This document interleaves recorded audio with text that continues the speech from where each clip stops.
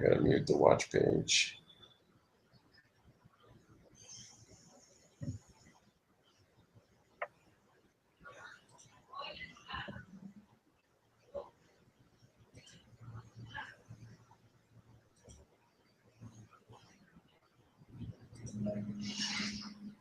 So we should be good. We're live right now. Outstanding. I'm not gonna be paying too much to the watch. I'm not gonna be paying too much attention to the watch page when it comes on. So this is Robert Bassano and my boy John S. We tried to do this live hangout about what, a week, 2 weeks ago. It was called Flat Earth Sunsets and Rises. And before I had a chance to broadcast that bad boy, YouTube was like, oh hell no, forget it, and they blocked it. So got a community guideline strike, but got it lifted within 30 minutes which means that they were eavesdropping on our conversation. So we're gonna take a second crack at this, people, and this one's titled Ruled by Secrecy, Outer Space, Where Does Space Begin, and the Sun. So we got a whole host of information that we're going to be talking about today. Got some information that John shared with me that I've had a chance to look over. Very interesting data. You guys know what my motto is. It's not what you know, it's what you can prove. I'm all about the documentation, baby. Take their documents, do our best we can to decipher it, analyze it, break it down, and find out what's truth, what's fiction, what's bullshit, what's reality, and what's not. You guys know where I come from. Ain't nothing real. So we're going to find out how real things could get or may not be. All right. So what I'm going to do here is that John's going to do most of the talking. Yeah, we already got 20 viewers too, dude. And I'm going to pull up some documents for share screen for you people. And the first document we're going to pull up is actually, let me see here. It's a document by Embry-Riddle Aeronautical University, okay, titled, it's a scholarly commons paper titled, Where is Space and Why Does It Matter? Okay, it's the first thing we're going to talk about. I'm going to blow this up for everybody so they can see it. And then let me do the share screen here real quick there, Johnny. Okay. I don't like doing all that introduction stuff, man, where people start asking, well, where does this guy come from, whatever have you. They're going to hear when you start talking when it comes. Johnny's not somebody that worked for any organization or whatever have you. He became interested in a bunch of the videos that I put up, specifically the one where we spoke to one of the program guys from the SOHO team that has that satellite that's in the Lagrange range 1 that's monitoring the sun. And he heard some things on that call that didn't jive. So what I'm gonna do right now is share my screen. Make sure everybody can see this bad boy. And what we're gonna do is we're gonna start off with the first doc. Let me hide this. Pull this bad boy up. Everybody should be able to see it. And booyah! Here goes the doc. Let me make sure everybody can see this document. John, you can if you want to, if you want to watch the watch page. Yeah. Yeah, I think I got it. I can see it. I can see part of it. You can see the what? Okay, you can see the document? Yes, I can see it. Okay, great. So here we go, people. Embry-Riddle Aeronautical University. They're talking about, hang on, my son just came in and rated the whole thing. That's okay, he's good to go. So where is space and why does it matter? Okay. 2014 conference agenda. And here we go. Any particular place you want to start off at, John? Yeah, these documents right here are just in support of, okay, where is space?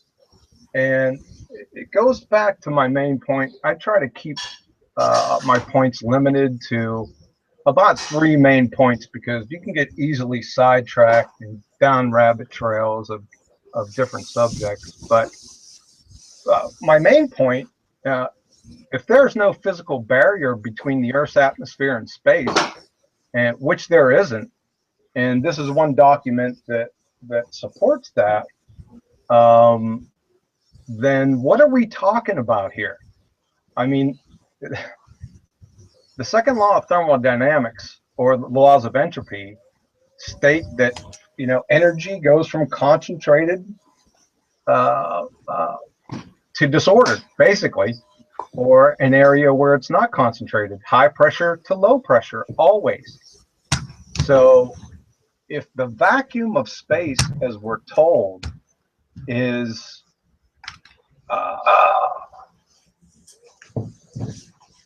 very low pressure, and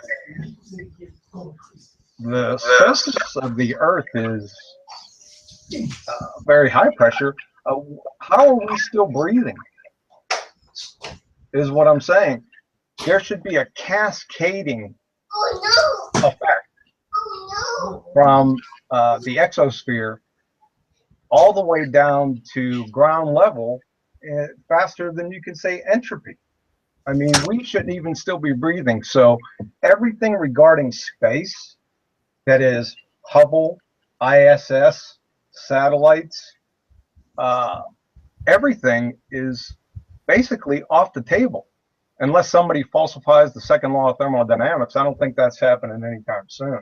Yeah, that's interesting. You say that too, because remember what Scott Kelly said when he claimed to be up in ISS, and they were asking him about, hey, you know, what are you seeing? You know, every time you guys are doing your orbits, and he was talking about how the Earth's atmosphere is very fragile. Right. He said extreme, and I'm not sure if he used the word extremely, but he said it was very fragile.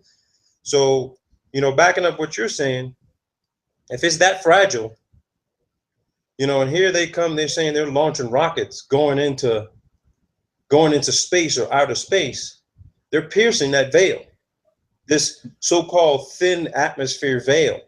And if you're piercing that veil doing maybe a dozen launches a month from all over the world, shouldn't there be some sort of catastrophic event happening somewhere, or is it just closing up on its own? You know how you've seen those movies where something, you know, some sort of projectile goes into from one dimension to another, and it enters like a liquid substance, and it just closes up behind it, where nothing else can enter it. Yeah, that's why I had been looking into the whole, you know, superfluid helium as a possibility, and what they're claiming to be dark matter, because it's got to be mixing with something for it to just seal up on its own. And that guy from Hubble was like, well, if that's what you're talking about, what are you talking about as far as density is concerned? When he asked me, what are you talking about as far as densities, that means that he was considering the possibility that that's what they're looking into as well. I mean, he didn't know the density of superfluid helium. I mean, I had to look it up because I hadn't heard of it before. But, you know, when you got somebody who's been sitting at a desk for a program for 25 years, and you're not even sure where it is, you're entertaining all options. You're entertaining all options. I mean, this document here, you know, just reading the abstract, you know, what I basically do with every course that I take on the graduate level, they tell you what they're going to talk about. Despite decades here to go of debate on the topic, there's no consensus of what precisely constitutes the boundary between airspace and outer space. Okay, the topic is mired in legal and political conundrums, and the easy solution to date has been to not agree on a definition of space. Whoa. So they don't even know what space is. They only know the airspace that we fly in. And I want to bring up this chart that John has shared because, let me see if I can find this here. I think it's the common. Yeah, here it is. Here's the Earth's atmosphere right here, this document. And this was something that John shared with me. It talks about the compositions of the Earth's atmosphere. And we're looking at atmospheric gases scatter blue light more than other wavelengths, giving the Earth a blue halo when seen from space. We got about 70% of nitrogen, 20%, about 21% oxygen, argon gas, almost 1%, carbon dioxide, you know, 0.0384%, water vapor, about 1%, and they don't know what the other is. Yeah, yeah, they They don't know don't know. what the other gas is. They don't know what the hell it is. Well, they tell us that there is a vacuum now, a near perfect vacuum or a vacuum, but how can that be? How can you have a vacuum attached to a non-vacuum, Earth, and still retain the properties of a vacuum and a non-vacuum in the same system simultaneously? Exactly. It's a Exactly. second law of thermodynamics violation. Yeah, it doesn't make any sense. All that heat's got to go somewhere, and they're claiming that it's being pushed down to us instead of going up in the atmosphere, up further up above us. Yeah, yeah. Well, it violates the entropy laws. Listen, unless it is hindered purposely in nature, heat flows from hot to cold always. Energy concentrated to dispersed always. High pressure Yeah, to low pressure always, period. End of story, case closed. yeah, So if somebody's proposing something different than that, then it's going to be a horrible failure, and it's going to collapse in the deepest humiliation, according to the second law of thermodynamics. You can't get around it. It's impossible. It's over. yeah. And for everybody that wants to know what John's talking about as far as entropy, is dispersal of energy. A hot pan spontaneously disperses some of its energy to the cooler air of a room. Conversely, even a cool room would disperse a portion of its energy to colder ice cubes placed in it. When a container of nitroglycerin is merely dropped on the floor, the nitroglycerin may change into other substances explosively, but some of its bond energy is spread out and increasing the vigorous motions of molecules in gaseous products. At a high pressure in a car tire, the compressed air tends to blow out and disperses its more concentrated energy to lower pressure and atmosphere. At any pressure, ideal gases will spontaneously flow into an evacuated chamber, spreading the energy of their molecules' motions over the final, larger volume without any change in temperature. And it goes on and keep Yeah, describing, giving examples of just experimental examples of what how entropy actually behaves and what yeah, it actually is. yeah. It's over.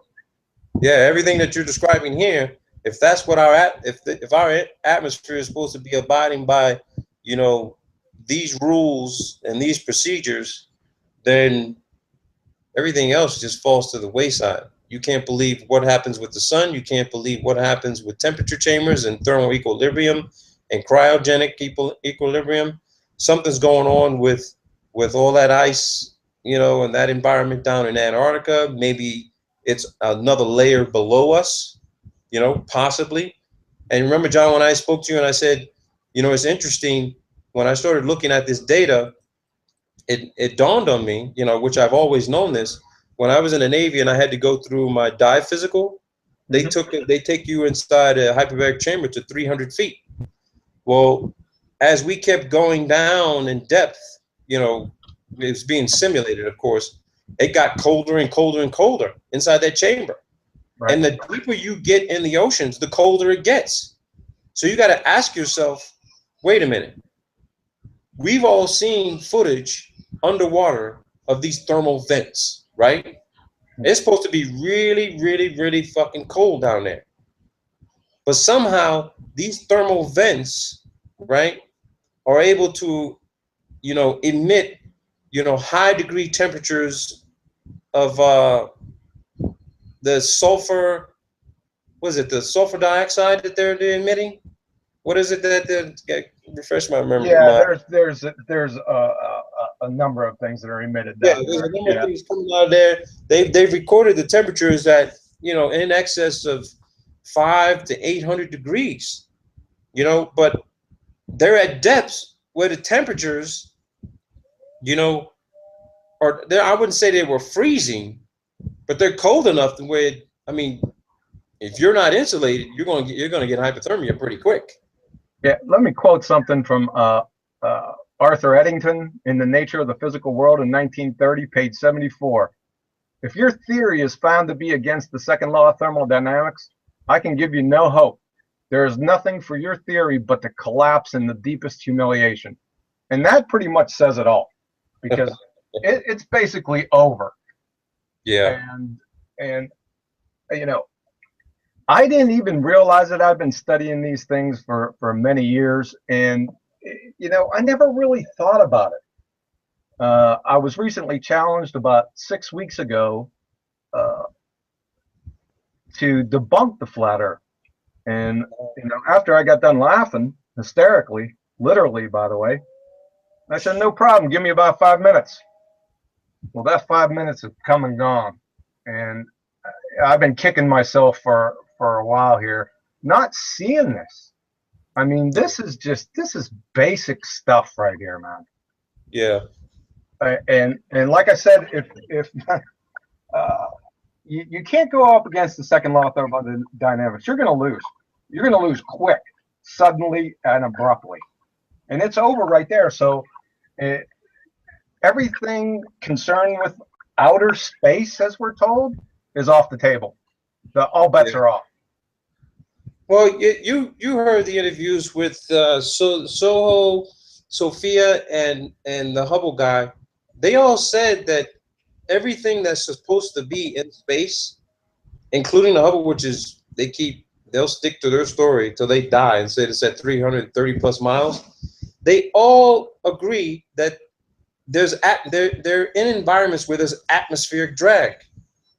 So yeah, the orbital decay. Yeah, that's a bad laugh. So outer space is supposed to be what they claim to be a vacuum.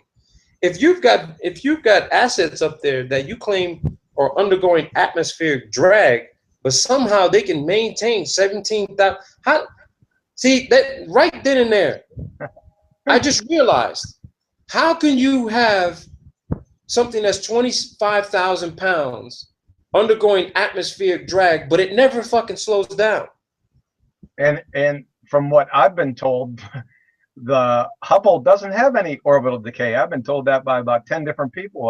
I said, what? Yeah, the Hubble guy that I spoke to said that its altitude is decaying with every orbit. Of course it is.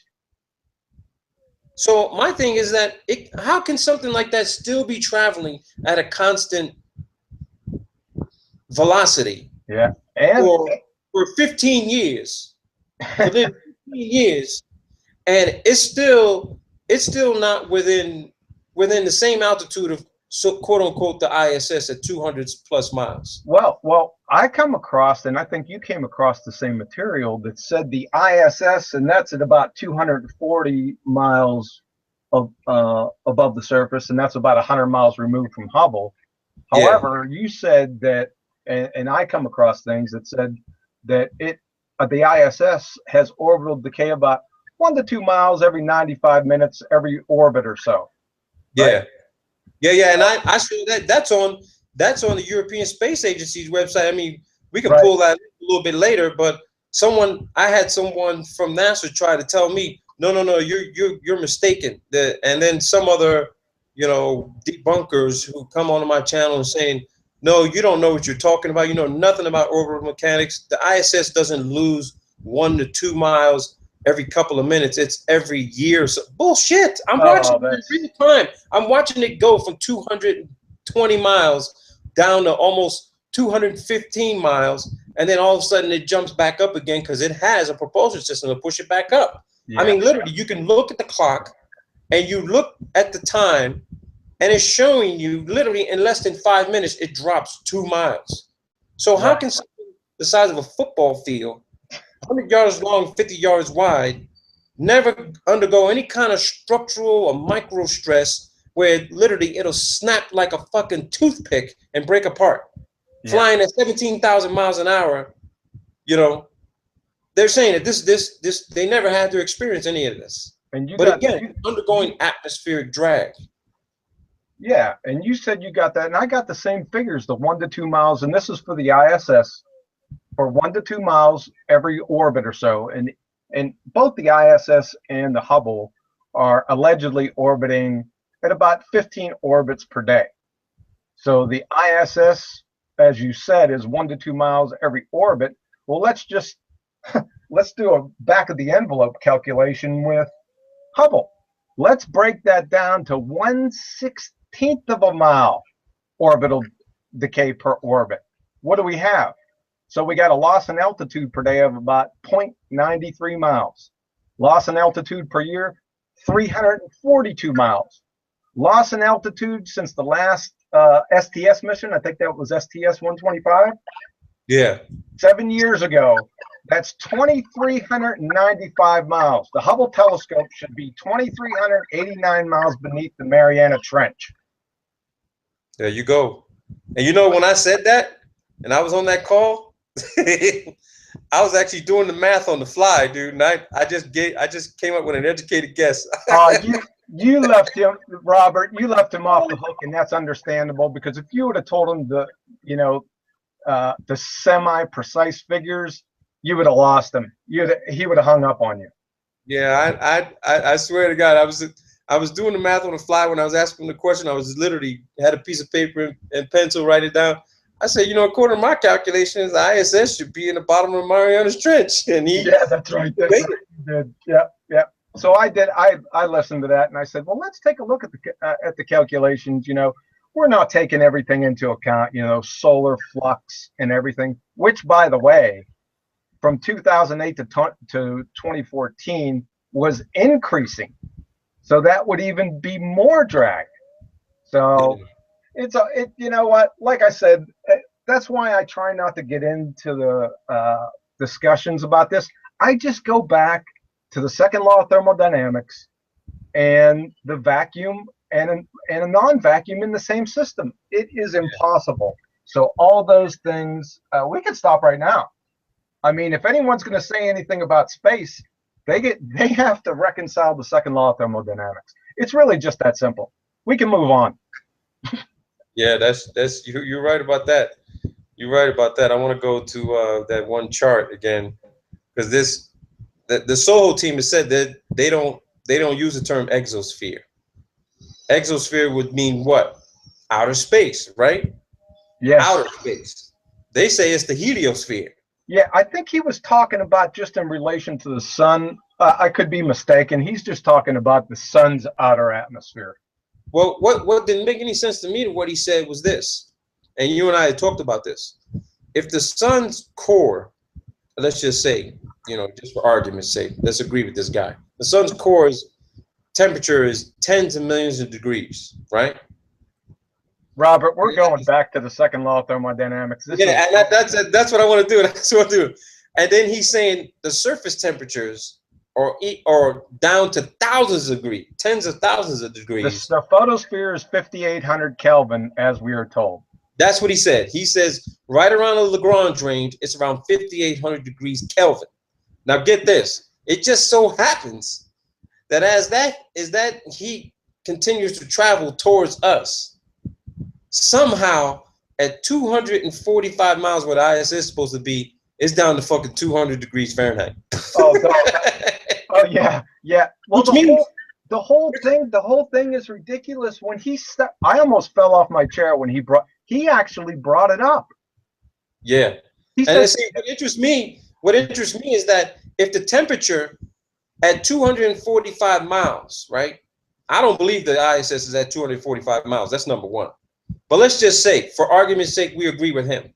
If it's at 200, if the ISS is at 245 miles, and NASA told me when I called them that the temperature up there is 200 degrees Fahrenheit in the sunlight and minus 200 at nighttime on the night side, that means if you do the calculations from 245 miles down to the surface of the Earth, we should be freezing our fucking asses off right now. You understand what I'm saying? It should be as cold right now, wherever you at on this Earth. It should be as cold as it is in Antarctica right now. Because based on what he's saying, how can you go from 1 million degrees, tens of millions of degrees, to 5,800 down to 200? That means that once you on the surface of the Earth, you're freezing your ass off. There ain't no light or no heat heating fucking nothing up. The sun is not what's giving us the temperatures that we're experiencing right now.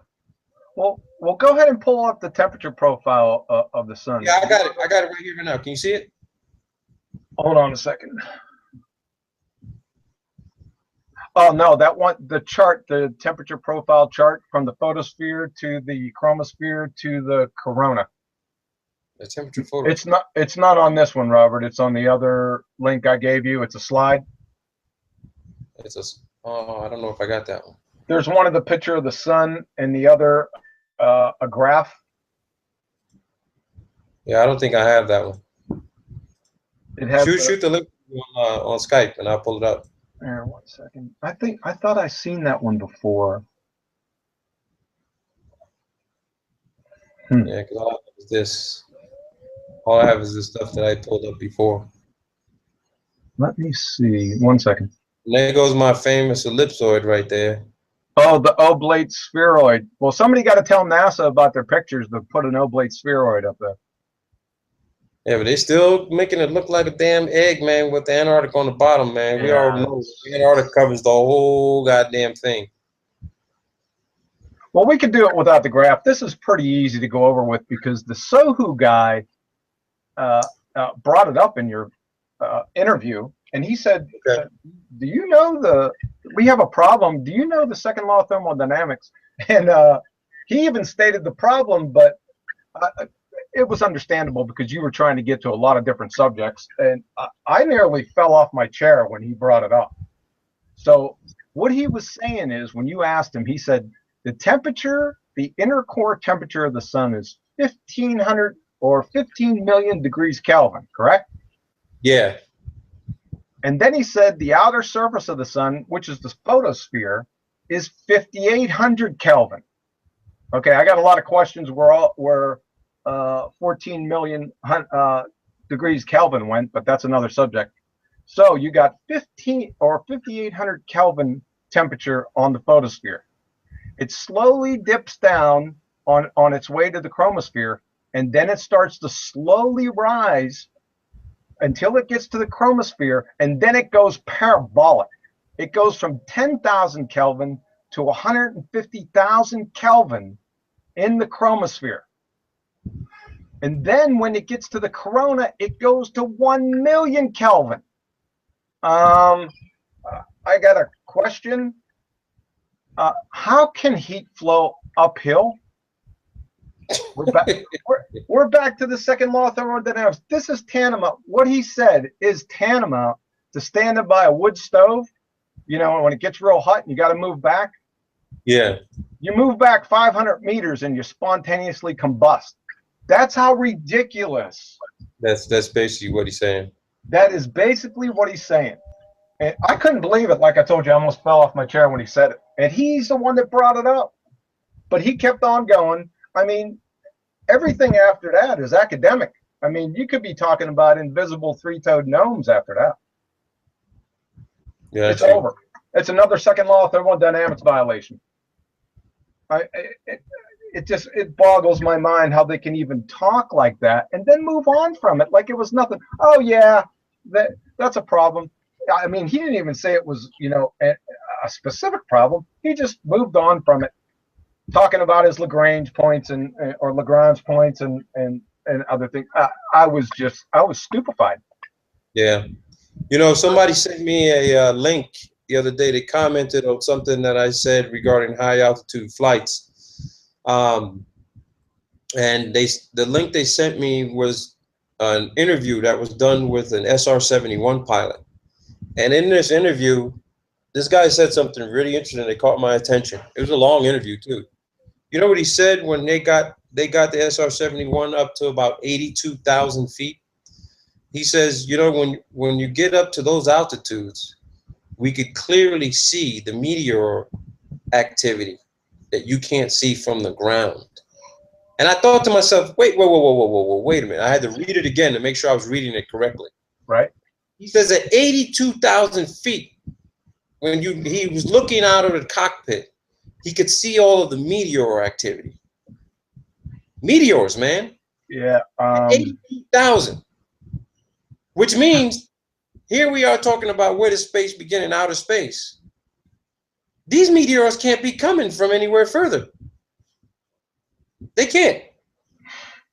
He's saying they're seeing this activity just above 82,000 feet, flying the SR-71.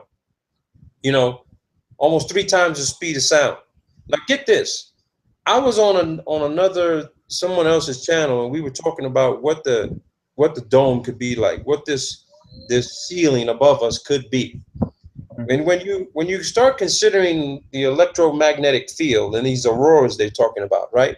How they're lit up for some reason. They keep saying that the sun is what's causing the aurora borealis and whatever have you. But if you think about this high-speed rotational hot air moving around up there, right? And you're trying to maintain equilibrium. Now, I'm of the belief that yeah, our outer atmospheres are moving really fast. Okay, but the clouds in the atmosphere we see up to the stratosphere, you know, in the jet stream, you know, to say that that's stationary, well, you know, clouds are moving. But when you get at high altitudes, you're looking at much higher speeds, right? You got much higher speeds because you got less density. Could it be that if those speeds start to vary to a specific velocity or acceleration where they either slow down or speed up, that you have sort of a breakdown of whatever this protective ceiling could be, and it's basically fragmenting like you would see if you go into somebody's house and the fucking paint's chipping off the ceiling, right? What ends up happening? You go through enough time, you go into an abandoned building, you start seeing paint chips on the fucking ground, right? Or like say if you use the wrong type of paint, right? Or let's just say you use a paint that could be tolerated in high heat environments. And if I think they have this online where you can actually see it. When you look at those chambers where they actually paint, where they spray paint these cars in, you know, when you take them to the shop and stuff like that, they have specific coatings on the inside of these things, right? And that those paints can tolerate high heat. But what's to say that, and I'm not saying that our sky is fucking painted. I'm not saying that. Yeah, right, Robert. Right, I'm following you. What if it is some sort of layer that needs to be maintained at a specific temperature, and it has to be a specific velocity, and if that velocity gets screwed around with, say through electromagnetic wave propagation, high energy pulse type of activity, say from HAARP or some shit like that, and then you start having chips of this stuff of the protective dome start falling down to Earth. There goes your meteors right there. You also got you got satellites, they claim, or in these balloons and shit. This shit's falling out of the sky. Yeah, balloons is the right term for that. There's no satellites up there. Yeah, the balloons that fall out of the sky. But get this, for that high heat to occur, right? Something's got to be coming from a higher altitude to have that much velocity and acceleration to literally, when you see things burn up in the atmosphere, right? That's the thermosphere is burning up in, which means it is really fucking hot. That in that area, that specific area, and it's on fire. I don't know. Are they meteors, or is that alley company out there? No, I mean it could be, you know, something artificial they put up there, man-made. They put up there that came back in. Sure. From a high altitude balloon, because when you look at Echo 1, right? Yeah. Guys, need those links with Echo 1. Echo 1, I don't even know what altitude Echo 1 got to, but they said it was up there for 8 years up on a balloon. And when it came back in, I've been researching a lot, and especially in Latin America, when they talked about the Corona program. These things were about the size of beach balls. They were like big marble balls, and they come screaming back in to the Earth on fire, and they would land on the ground intact, and people would find these things out in the jungle, and they wouldn't know what they were. They're just these big round orbs, these balls. And one country, Venezuela, actually got one of them, and they saw on the side that it said top secret on it. They took the damn thing. Oh, your kid had top secret written on it? It had top secret on it. I got this in my cloud files, man, for the Corona incident. Jeez. The Venezuelan government, military, actually got one of these things. You know, they told the U.S. government about it. They gave it back to the U.S. government, but U.S. government doesn't know what they did with it when they got hold of it. Right. And it was clearly marked. But here's the thing: a bunch of these were found in like Argentina, Colombia, Peru, Chile. They were found all over the place. Now that's below the equator. Right. That's below the equator. I've never heard a story of anyone actually finding one north of the equator. I mean, most of them have been landing out in the ocean and shit like that. Right. But they actually, one of the Corona satellites is still at the bottom of the ocean, and they're literally countries that are guarding it. I think some countries are trying to get the damn thing, and one country, the U.S. is still trying to guard it because it's got something on it that they don't want anyone else to see. Who knows what the hell it is? But they won't even tell you what the location, just a general area where it could have gone down. But yeah, man, I'm looking at this link right now, Where Does Space Begin, at ABC Science. Man, they don't even know. They're still trying to figure it. Everybody's just trying to figure it out. And when you think about this, right, how old these rocket programs and these balloon programs are, you got to ask yourself, if in when's the date of this article? The date of this article is 2010, right? You trying to tell me in 2010 and 2014, we're still trying to figure out where space is, bro? I mean, come on, that tells you right then and there. Nobody's ever gotten above. I don't think anybody's ever gotten beyond the Kármán line. I agree. Rockets, they said the highest rocket got to 73 miles. 73 miles. Yeah, I like I said, space, it's off the table. I mean, anything that they say, I just bring up the second law of thermodynamics. It's real easy. There's nothing that they could say. You can't get around it. There's no possible answer. So everything that they tell us about that I don't believe it. You can't. You can't. Robert, I wouldn't trust them if they told me what the air pressure in their tires were. I'd have to witness them. I'd like to see it. I want to see it. You need to pull out the gauge. I need to see you do it. I need to see you do it twice. I want you to confirm it. I'm not believing anything they say, especially when they're contradicting themselves with every other breath. I mean, Embry-Riddle is saying that a proposed boundary, 50 miles, 80 kilometers, roughly the point at which aerodynamic control surfaces are no longer useful. No longer useful. Okay. Yeah. Further background, this line was set through testing of an X-15. The X-15 is designed for control in both the atmosphere and out space. Okay, it was the 50-mile line where the X-15 switched from aerodynamic controls to atmospheric propulsion system.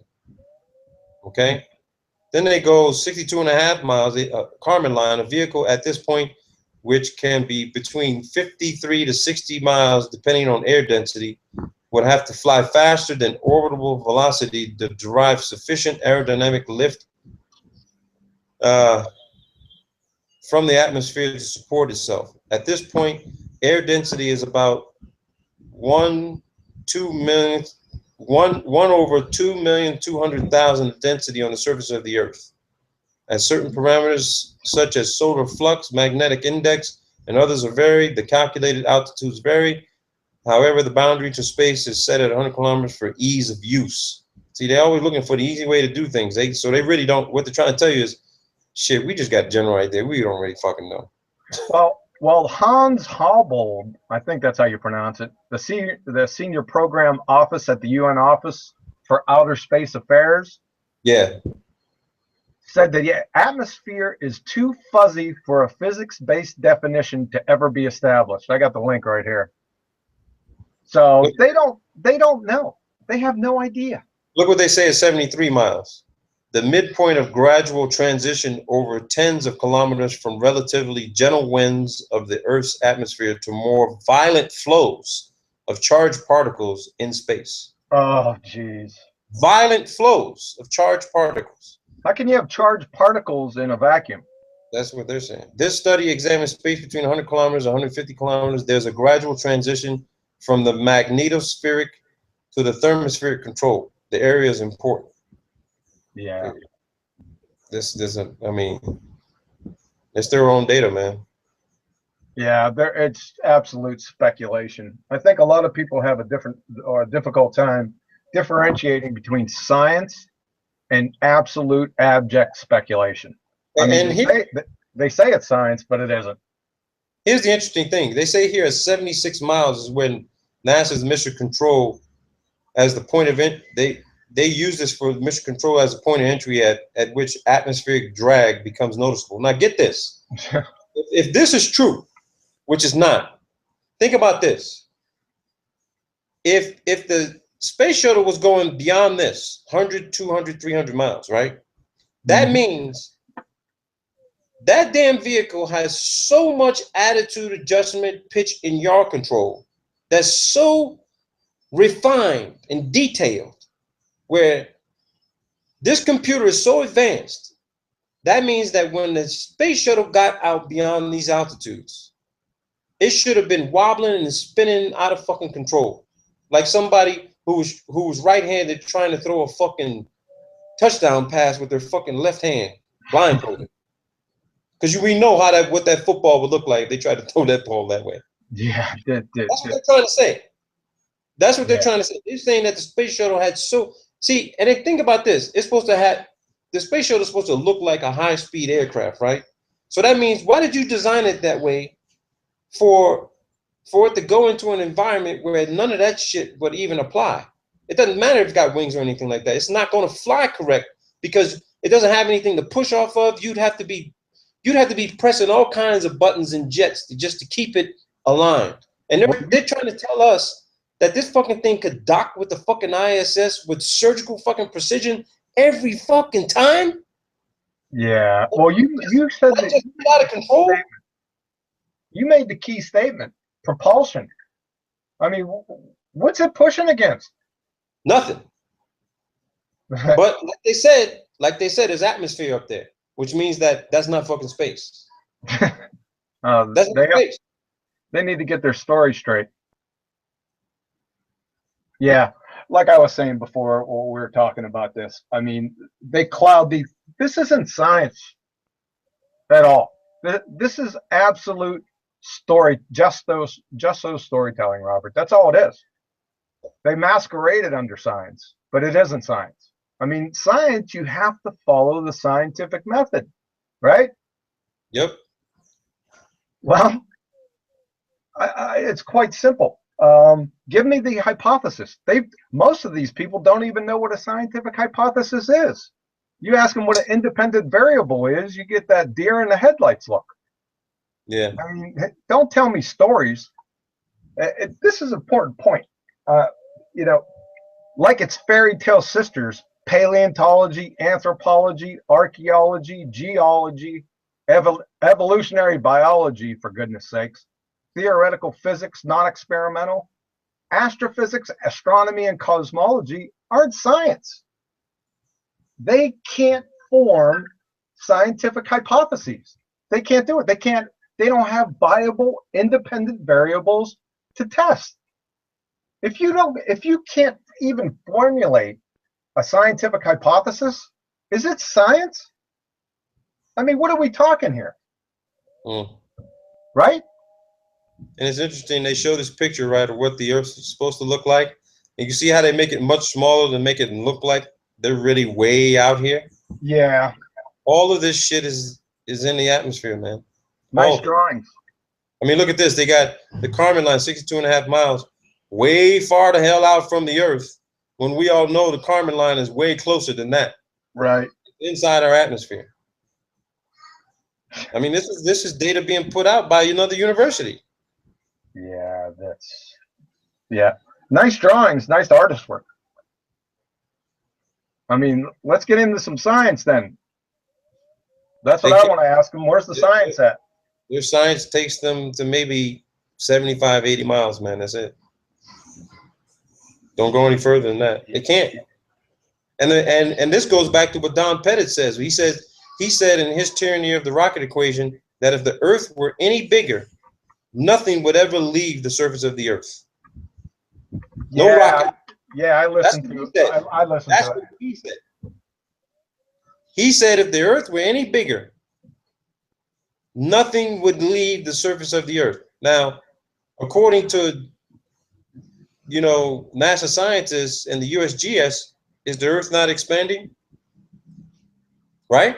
The Earth is expanding, right? According to them? According to them, it's expanding, right? It's getting bigger, right? Oh my, I don't know how they come up with that.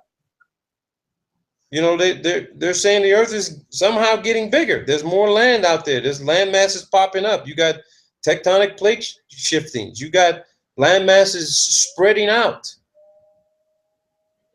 It's just everything that they're putting out contradicts one other area of science. Well, it contradicts common sense. I mean, they say, you know, space is expanding at what?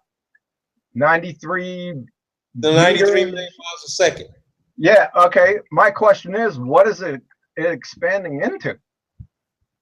They don't know. all Soho could tell me was we're heading, it's expanding away from us, and we're heading in the opposite direction. So where is everybody else going? Why are we going in the opposite direction? Yeah. Space is expanding at 93 million miles a second away from us. Then why are we going in the opposite direction? I don't know, and I would really like to know. To expand, you're going to have to expand into something else. So until you tell me what that something else is, it's time to clean the bathroom.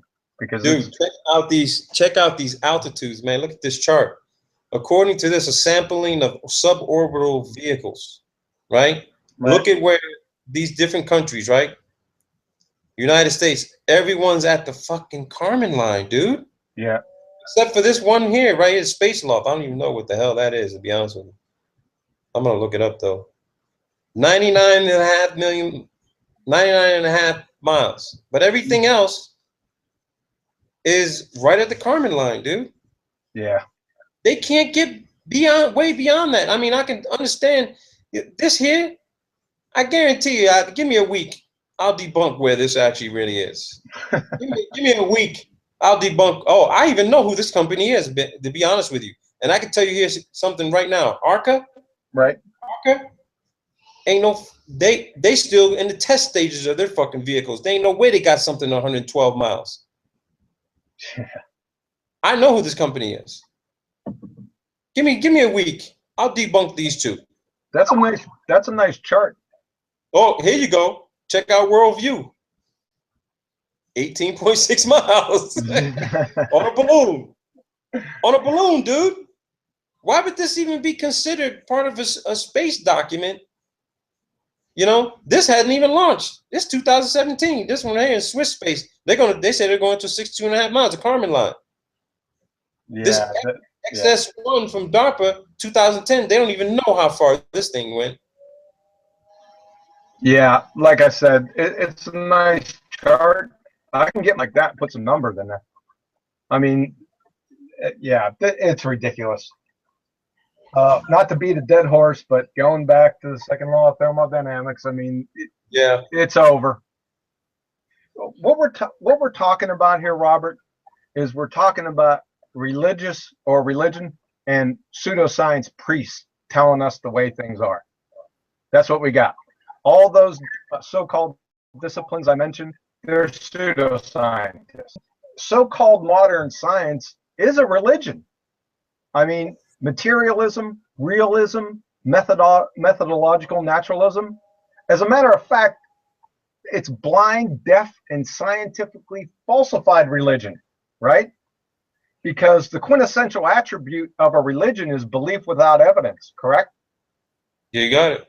So while materialism and realism's quintessential attribute is there's a world of matter outside perception and consciousness, right? That's what the whole ball of wax is. That there's a world of matter outside what you perceive or consciousness. So I want them to provide me the experiment that validates it. Because there isn't. Because quantum mechanics has already shown and falsified materialism and realism. I mean, it's over. It's over. And if anyone has any question, they can go ahead and take the Quantum Randy Challenge. And they can also get a feather in their cap Nobel Prize. All they have to do is prove naive realism and local realism is true and not observation dependent. That's all they need to do.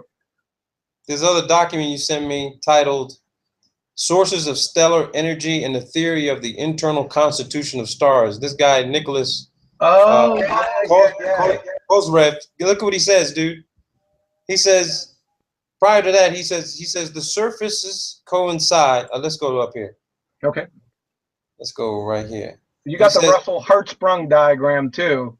Yeah.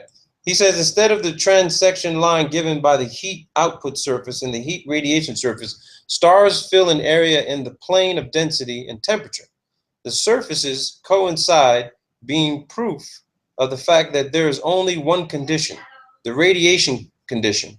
Hence, stars generate their energy not in any reactions. I mean, there's no sort of stellar or fusion reaction at all going on with a star. Correct. Right?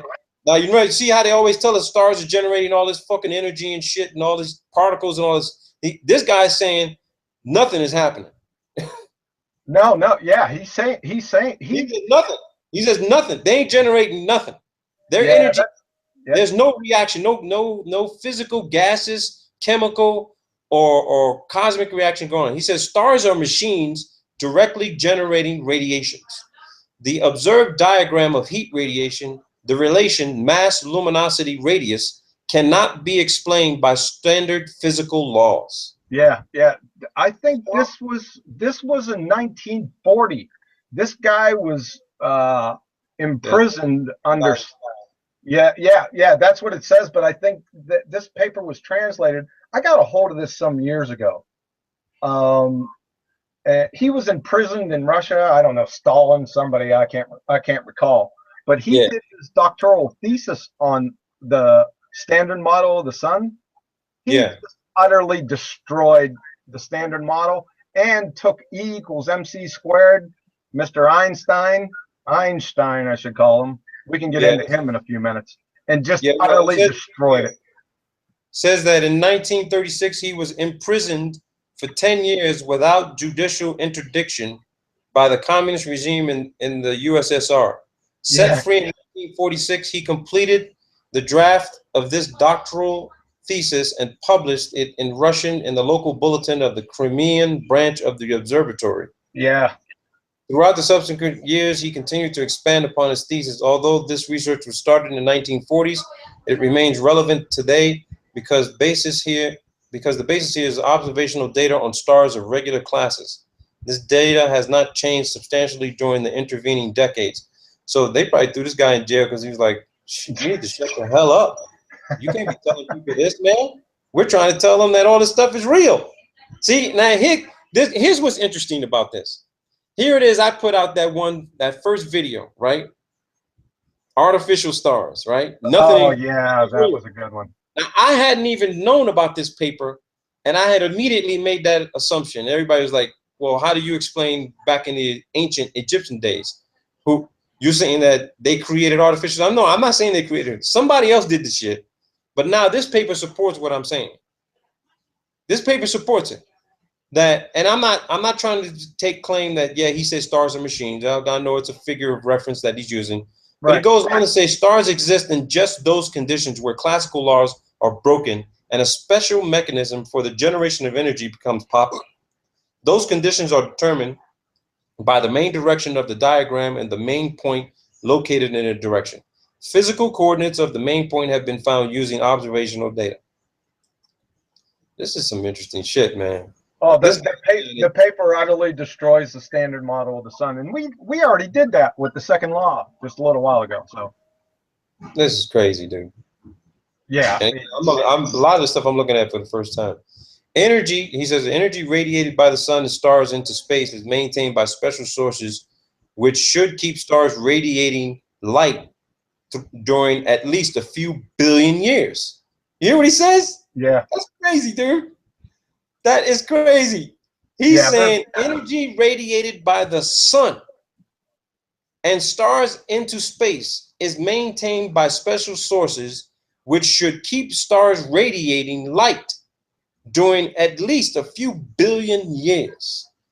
So the fact that when astronauts claim to go up in space, or you send up a high altitude balloon and the camera pans up to look at the rest of the sky and you don't see shit, is he basically saying that we're out of time. Shit, then already the light's already gone out. The light's already gone. We already passed a few billion years. The light's gone. Yeah, that's why you don't see anything, because it's gone. Yeah, and then you get down the rabbit trail of light or electromagnetic waves. It gets pretty convoluted when you start to get into quantum mechanics and electromagnetic waves and the wave duality property of light. I mean, I really don't know what people are thinking. I guess they're thinking the wave function is some type of wave that you can measure or something. I don't know. But yeah, he destroys the Standard Model here. Like I said, we already destroyed it a little while ago with the second law. So it's an interesting paper to go ahead and read through it. Yeah. And see his conclusions and how he figured all this stuff out in the 1940s, by the way. I'm gonna give this to everybody. Let them read it for themselves. They can have it. Right. So we've taken sort of the sun, the Standard Model of the sun to the woodshed, outer space to the woodshed. What's left? Hey, did you read that? The naval railgun. Oh, you want me to read that? Yeah, the naval railgun. I think right, this one.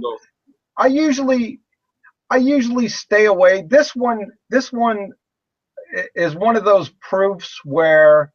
Do we want to play the video? I don't. You can if you want. Yeah, let me play the video. Let me see what's up. Let me play the video so everybody can see it. Okay. Pentagon officials believe that this gun could well change the future of military combat. At first glance, the railgun looks like a high-tech naval cannon, but instead of gunpowder to fire this bullet, it uses a magnetic pulse. And it's unlike anything being used in contemporary warfare, requiring a 25-megawatt power plant, enough to power nearly 19,000 homes. The electromagnetic gun catapults a football-sized projectile at Mach 6. That's more than 4,500 miles per hour. Once fired, that projectile becomes the military version of an asteroid, obliterating everything in its path.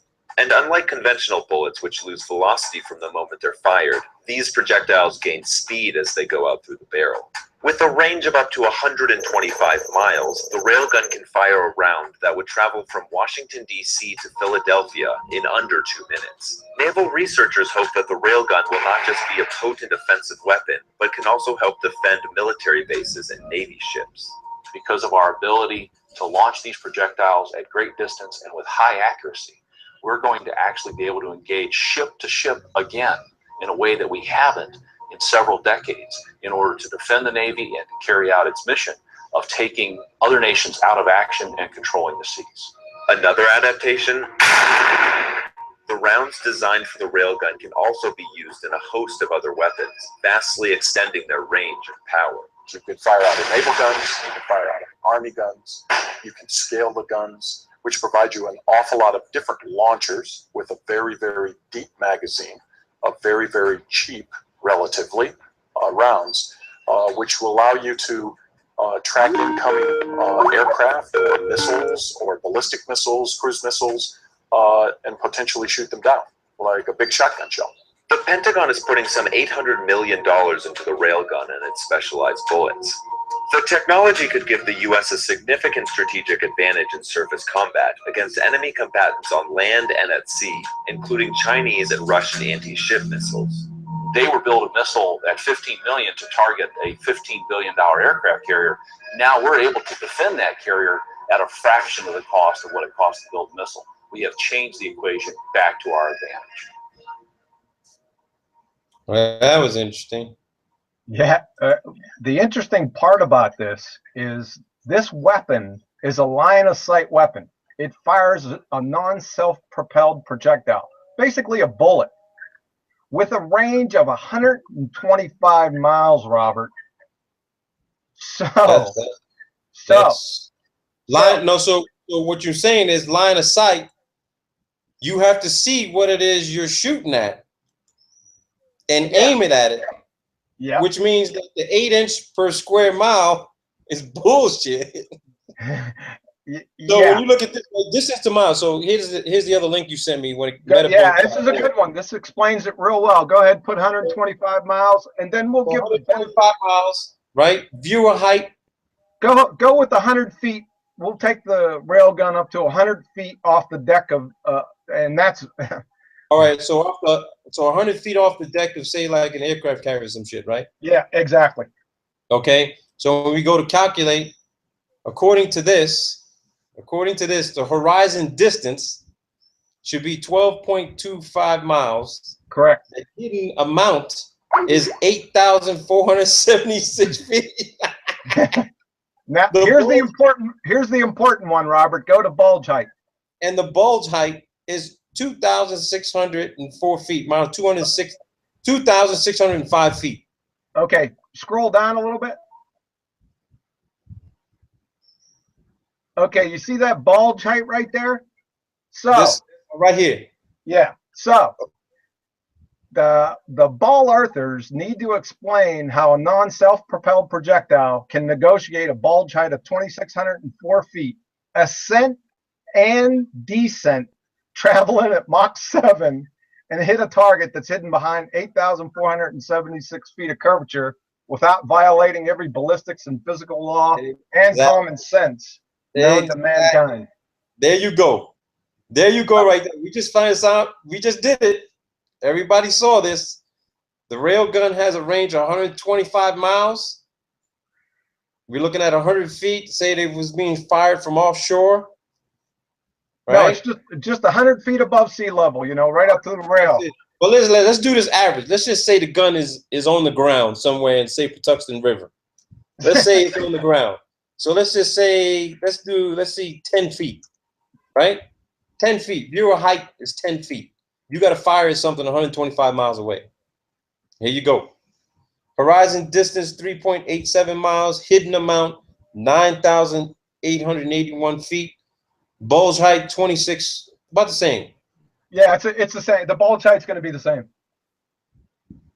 So what? So it doesn't work on a ball Earth. Well, unless the round can go through water and earth to hit a target that they can't see. It ain't gonna be going through the Earth because it's gonna be going through somebody's house and somebody's basement or some shit, coming back up out of the ground and going back up above the ground again. Yeah, see, this argument right here eliminates this argument. I know it's hilarious. This argument eliminates the canard of refraction, looming, mirages. It's over. It's over.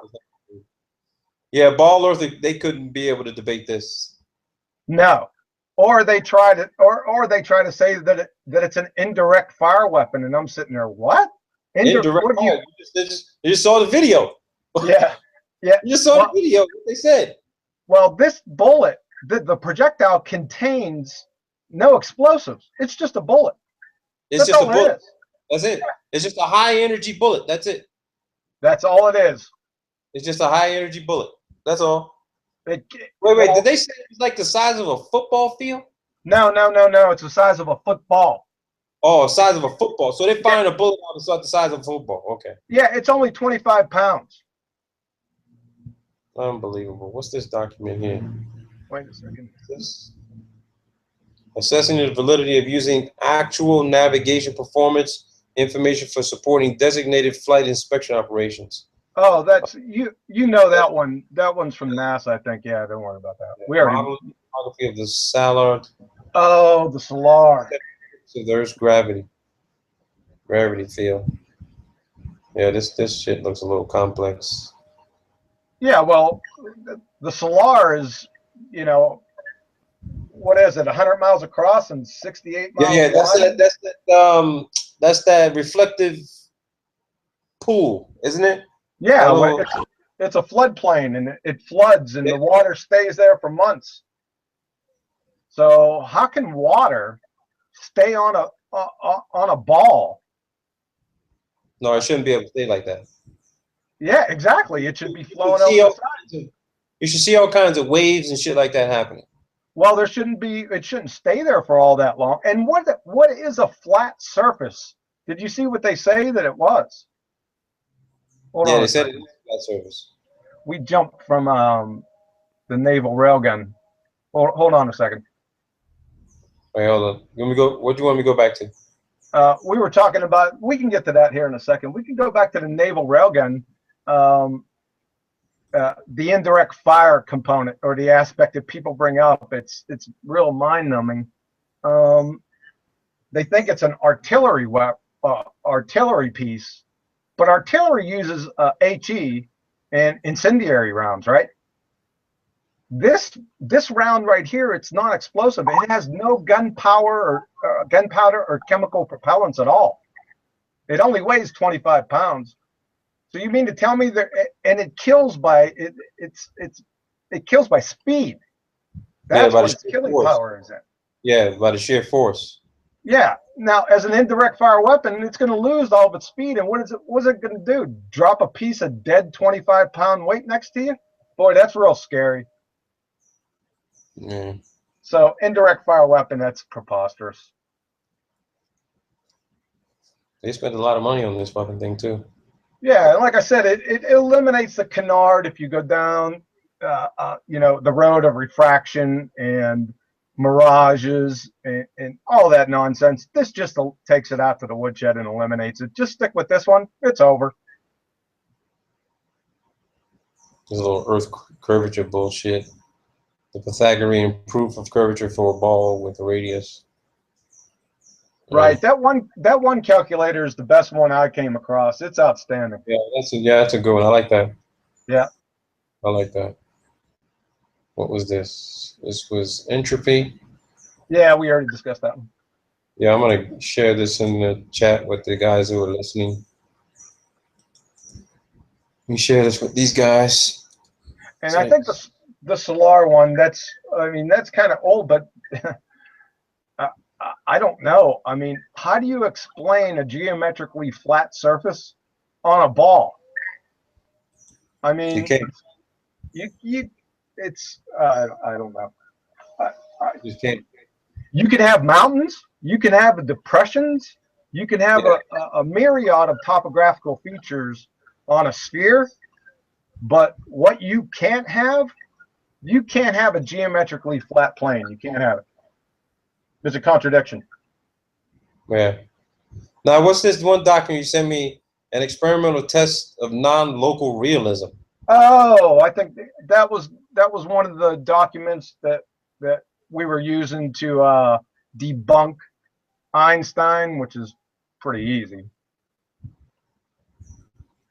Oh, okay. I mean, if you want to, it's a little bit off topic, but I mean, if we want to go into that. Yeah, we can talk about that one another time. I want to look at this carefully because there was actually Okay. I get a chance to read this. I want a chance to read this. This is the Einstein one that you talked about. Experimental of Einstein. BR paradox. Okay, the new violation of Bell's inequalities. Yeah, he tried to debunk quantum mechanics, and quantum mechanics debunked him. we can choose another time to talk about that one. Yeah, we could. Yeah. Local hidden variable theories. Okay. Yeah, we're still into that. Yeah, this is the Bell theory. That all. Yeah, I'll do another hangout where we can talk about the whole Bell paradox and Polinsky-Rosen paradox. Now, what about this one, Nick? Can quantum mechanical description of physical reality be considered complete? Oh, that's still back on the Einstein. That's from Physical Reviews in 1935. Okay, yeah, well. Yep. That's just his thought experiment. Well, Einstein, he had to get rid of quantum mechanics. He had to debunk it, because if he didn't, there's only two choices. Either information's traveling faster than the speed of light. I don't know how they come up with the information. But well, you heard Derek Dollard, right? He says he changed his whole idea about the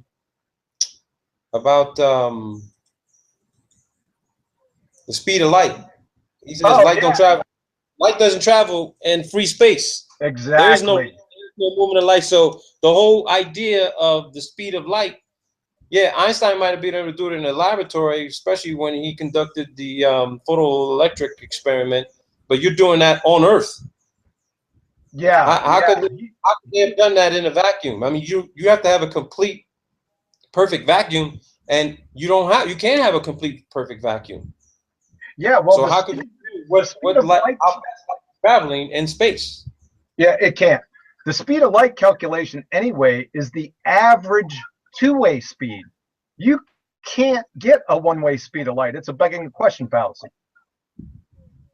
Well, yeah, you heard Eric Dollar when he says we don't know how fast it's traveling. He goes, the light could just be minutes old, seconds old. You don't know. Yeah, it could be instantaneous. No one Yeah, he knows. said, yeah, exactly. He said it could be instantaneous. You really don't know.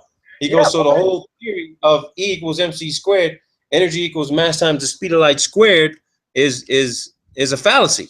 Yeah, exactly. Exactly. There ain't nothing. He goes, there ain't nothing traveling at 186,000 miles a second in a vacuum. Nothing. Well, that just goes back. You can debunk pretty much all of classical physics just with a simple experiment. It's called the double slit experiment, Young's double slit experiment. You can debunk most of Einstein's through with quantum mechanics. It's over. It really is. I mean, yeah, this one paper I just pulled up where in 1935, Einstein and his co-authors claimed to show that quantum mechanics led to logical contradictions. The objections exposed the theory's strangest predictions. Yeah, I need to do another show when we just talk about this specifically. Oh yeah, it'll be over quick. Yeah, because this is stuff I'm actually learning right now. I'm confused. I got some interviews. Actually, I got 2 interviews set up with 2 associate professors from 2 universities in the United States. One actually has a YouTube channel. He actually created a model, a computer model, where he showed as a matter of fact, I got to show it to you guys too. I got to show it to you. You ain't gonna believe it. You ain't gonna believe it.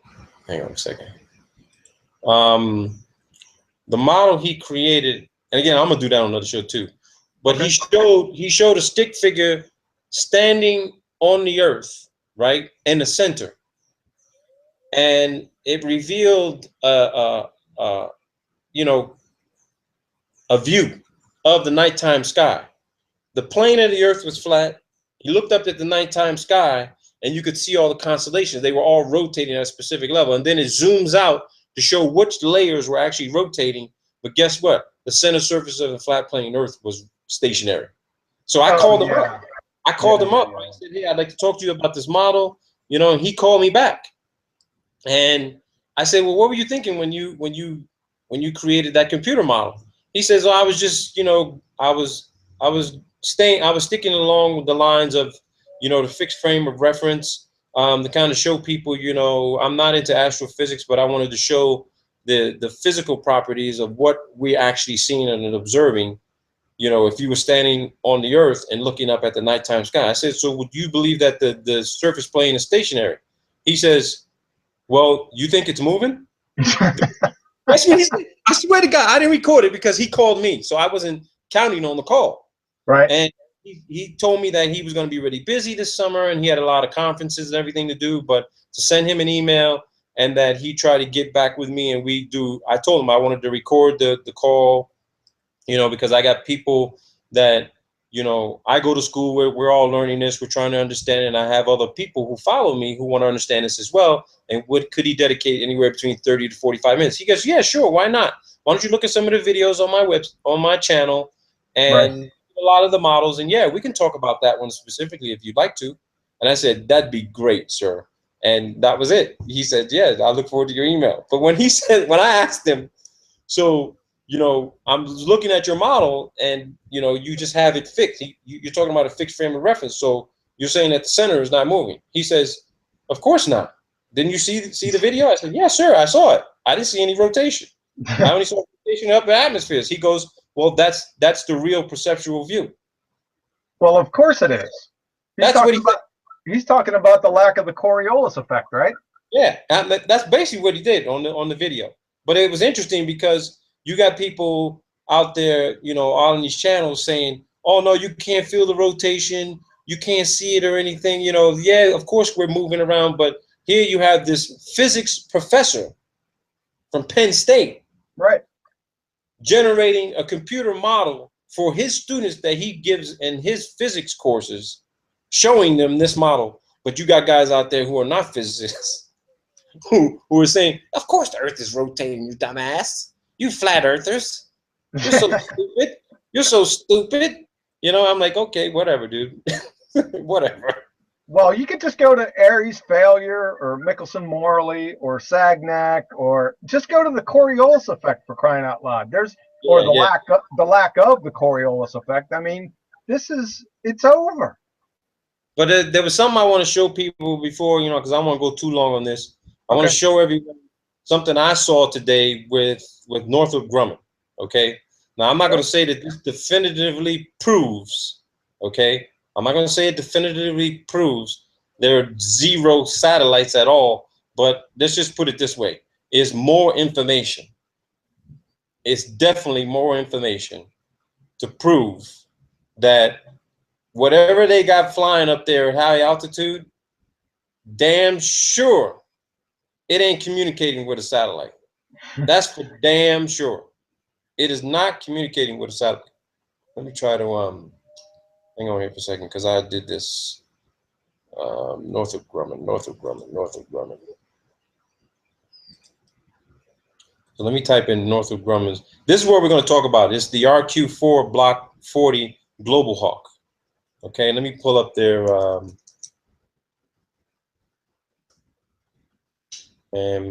shit. Hang on for a second. Beacon. Northrop.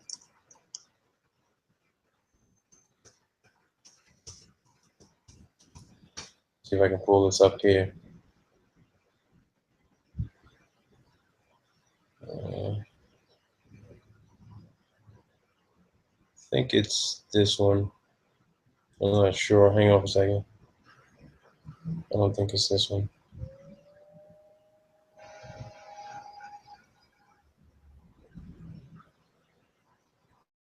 No, that's not it. Let me type in their website real quick here. Actually on their website.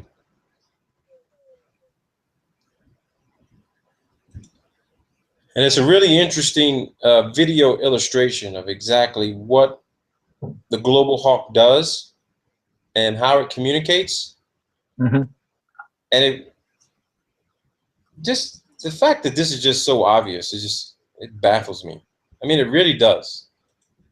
I mean, I hope I'm just not part of some secret episode of Punk'd. I really do, man. Because you can't put all this information out there in open source like this and don't expect people to run with it and say, holy shit, look at this, look at that. It's out in the open, it's out in the open. You know, I think everyone's just looking for these secrets that they think are just going to reveal themselves out in the open. There are a few that will probably be put out there, but most of the information is just available. Yes, on, it is. you know, the company's website. Hang on for a second here.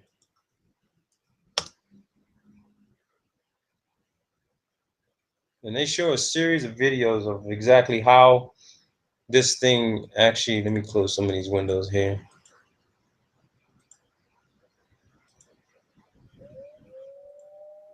Okay.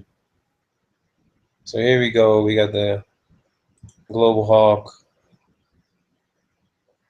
Now you would think that anything flying up at high altitude in the sky, right? They even claim that the U-2 is communicating with satellites, right? But here's the interesting thing. It was Lockheed who has U-2, Northrop has Global. Right. Right? And Northrop Grumman's Global Hawk unmanned aircraft system. Here you go. Developed for the U.S. Air Force, the Global Hawk is currently in service flying missions worldwide. Global Hawks enhance the military and civilian authorities' ability to prevail in all types of operations by providing near real-time ISR data. Hang on a second. Because there was one I wanted to show everybody that's very interesting.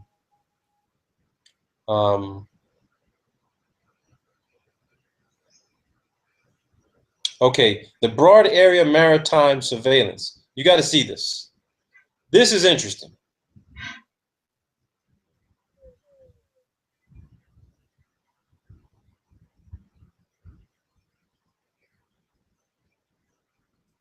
Let me start this video. Everybody can see this.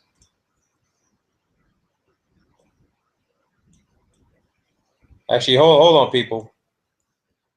I'm not gonna play it there.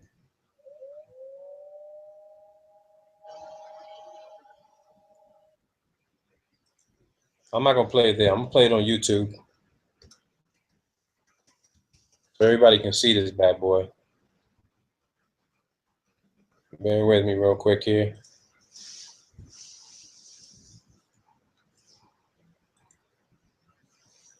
I don't think governments will ever come out and say that there's no satellites up there. I don't think they're ever gonna say it. No, they ain't gonna say that. No, because they know that we don't have the resources to prove it.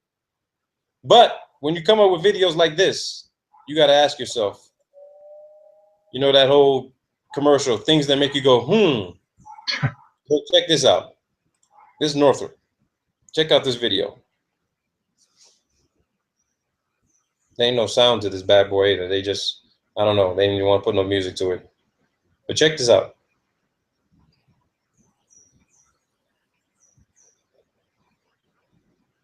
So it's just, you know, their marketing and advertising video for their products. So you got all these things out there flying. You got all these communications. You got the P-2 Hawkeye flying out there off of aircraft carriers, which is supposed to be handling all communications, right, for the military from these aircraft carriers. They have to launch that Hawkeye before any combat aircraft leave the fucking deck of that damn aircraft carrier. This thing here, this other spy plane leaves as well, so it can communicate with the rest of the fleet and whatever else is in the air. Now, when I was in the Navy for 8 years, I used to always question that, because I used to always go on the flight deck of the LPH and wonder to myself, why are these things flying up in the air? Don't we have satellites? Oh, you're talking about like. No, they would always send up these communication aircraft before any of the other aircraft would leave the deck of the ship, you know? And I always, AWACS? yeah, it was an it's the AWACS. So when you look at look at this video here, they're showing what's on the ground, what's in the water, right? So you got to ask yourself, shit, now you know why they got to have command centers with all these fucking people there. Oh yeah. Because when you look at the size of the military, all these people communicating with different units. It's not satellites, man. Now watch this. Watch this. This made me laugh when I saw it. So here you go. You have a Warthog here. You got another air. They're all firing a signal at this mountain. What they're doing, I have no idea. But somehow, here, watch this now. Watch this. It's gonna make you laugh, bro. So you got a Gulfstream. That's a Gulfstream 650, right? They especially outfit this bad boy to do some. Who knows what the hell that damn thing is doing?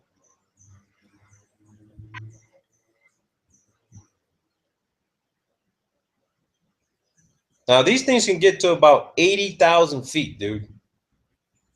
The range the altitude range they say that they list is around 60,000 feet. Right. I looked at the technical specs. They could get this bat on a good day. They could get this bad boy up to 80,000 feet. Huh. And it's acting as a glider. Right. A glider. A glider at 80,000. I don't understand that. Look at this. No. Check this out. Now, what is the Global Hawk communicating with? Why do they need to do that? That's what I'm trying to tell you. You saw what those planes were communicating with the Global Hawk, right? So the Global Hawk is flying at higher altitudes above the combat aircraft, and it's handling all the communications for everything else that's operating around 30, 40, 50,000 feet. This thing is flying, they're all unmanned. That's what I've been telling people. They got 33 U-2s in the fleet. Half of them are being flown with no people inside. And the Global Hawks, they all unmanned. Every single one of them, there are no people inside. They just got nothing but comm gear, geospatial imagery. They do everything. That's your second satellite platform right here. Right. Second satellite. Dude, they got IR, thermal, everything. So when you see videos and you see footage of what you think is being taken from space, guess what it is? It's a zoomed out view, making you believe that fucking thing is being taken from the ISS or some satellite. Oh yeah, most definitely. It's a wide angle shot, dude. Oh yeah, I don't trust any Why videos not? or any of their pictures. They're saying that this Global Hawk communicates with all these aircraft. That's how they handle their communications. So what happened to the satellites? Yeah, that's what I'm asking. This is what you need for a broad area maritime surveillance. They don't list satellites in here. They ain't no satellite. I didn't know. Picture. I didn't know that Global Hawk was unmanned. It's unmanned. I mean, you could put a real small person in there, a midget, but I don't think they survive. But they're all unmanned, dude. All unmanned. Yeah, They are all unmanned. I don't want to play this whole video. You guys get the general picture of that shit. right. All Right. unmanned, dude.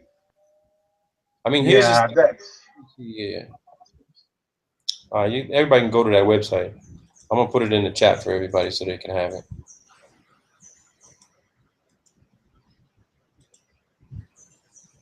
Damn, who the fuck?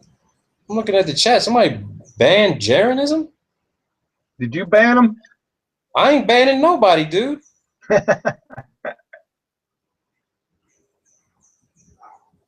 ain't in chat. I don't even know who the hell. People got hammers or some shit? Come on, man. Whoever out there, if that's a real Jaren, let him do what he said. Let him say whatever he's gonna say. I'm not paying attention to it right now. But here goes the technical sheet for the Global Hawk. Right. And I've been going over this thing, man. This thing is incredible. This thing is incredible, dude. Now, look at this.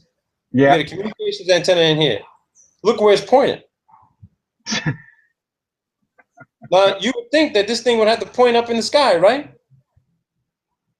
That does look like a satellite, right? What's E19? Let me see what E19 is. E19. They have it in the nomenclature. What the hell it is?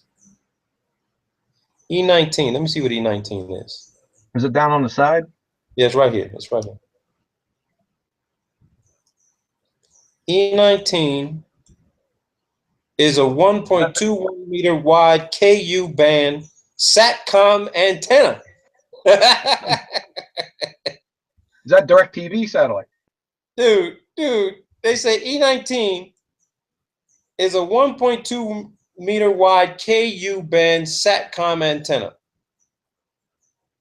SATCOM. Dude, it's got a video camera on it. It's got everything, dude. So when you want to, NASA uses these damn things for weather, bro. For weather. They got a SATCOM RF assembly, SATCOM high-powered amplifier. So my question is, aren't these SATCOM antennas supposed to be pointed up in the sky at like 45 degrees or some shit like that? Well, why would they need to have them in the first place if there were satellites? What's the point? That's my point. Is that why the fuck is this thing taking up space inside the nose cone of this thing? Yeah, why is the entire plane taking up space? I mean, this is crazy, dude. Yeah, I know, it's ridiculous. There's logical inconsistencies at every turn. Now I was reading Northrop Grumman's website and NASA and the DoD. They're talking about having 100 of these things in their fleet, man. 100 flying around the world nonstop. How much are they? About 230 million a pop. Nice. Yeah, 230 million a pop. They can fly for about 30 hours. 30 hours. So while one is about when one of them is about probably got 3 hours left, you launch another one up there to replace this one, and you just keep rotating. They do the same thing with U-2. Right. They do the same, but there's only 33 U-2s out in the fleet. Half of them are unmanned. You only need 10 to cover the entire Earth. You get 100 of these, you got better cell phone communications, television, everything with this thing right here. 230 million. But guess what? NASA needs 19 billion. That's it. They need 19 billion to go to Mars. Shit, Mars could be fucking down in some cave somewhere in Latin America. Oh, did you see their video? The NASA guy, he was on video talking about how dangerous the radiation belts are. Yeah, I saw that. It's a bunch of bullshit. Where he said we need to solve these problems before we send man through these belts. Yeah, that's what he said. Well, question: didn't you send man through these belts through the entire Apollo program? You know, remember the moon missions? By chance? Yeah. Well, I talked about the whole moon thing, about it being closer, and there was a possibility that if it was less than 100 miles, if the moon really is less than 100 miles, they waited during a specific time of year for where the moon could be closer to do the launch. But then you got other people saying that the moon may not be a celestial body you can land on. Yeah, it's one guy brought up a really important issue. He said that if the moon is where they claim it to be, then it should be so fucking hot to where those little acrylic Gore-Tex type of boots that they were wearing when they claimed to step on the moon, they should have literally burned up. They should have burned up. I got a question, Robert. But you know what NASA claims the temperature of the moon is? 256 degrees in the sunlight, minus 256 degrees in the shade. But what's interesting about that, that's only 50 degrees more than where the ISS is, which means the moon is either higher or lower. And what you and I just talked about with regard to the claimed heat being ejected from the sun, we should either be freezing our asses off or burning up. Period. Yeah. I got another question. I believe the moon's closer, and then that means that they didn't have to go through any kind of radiation field. Yeah, well, I got another question, Robert. You know, the moon reflects light, right? That's what they claim. Well, I see moonlight. I can, go out on some nights, it's almost like daylight outside, right? True. Because the moon's supposedly a sphere and reflecting the light off the sun, correct? Yeah.